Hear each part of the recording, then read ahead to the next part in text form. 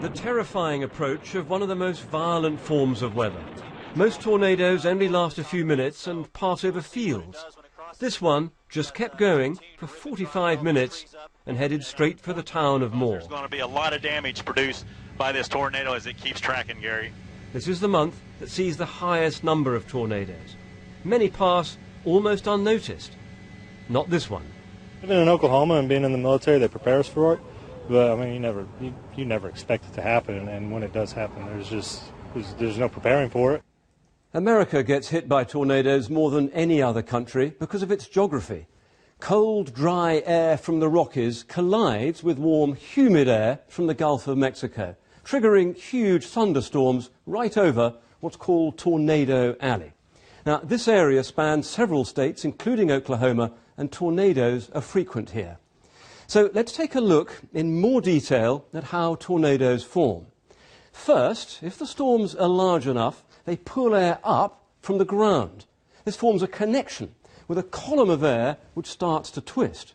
The faster the rotation, the greater the destructive power. Yesterday, the winds reached 200 miles per hour.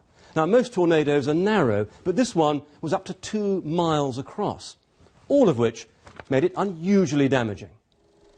America's worst tornado struck back in 1925. More than 600 people were killed. So tornadoes are nothing new.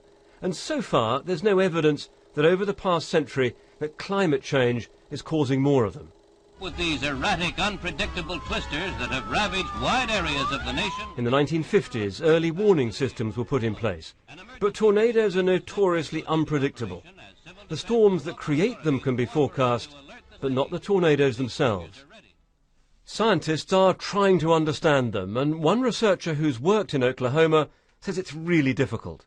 We're quite good at the moment at predicting the larger scale weather patterns, but as you get down to individual thunderstorms, basically individual clouds, large clouds that put down tornadoes, that's a real challenge, and we just don't have the computer power to be able to model the atmosphere on that sort of scale. Even the weather forecasters of Oklahoma ran into trouble. You know, JD, in 20 years I've never said this, but I think it's our time to go. As they warned of the approaching tornado, they realized that they too needed to move. Everybody down below, let's go!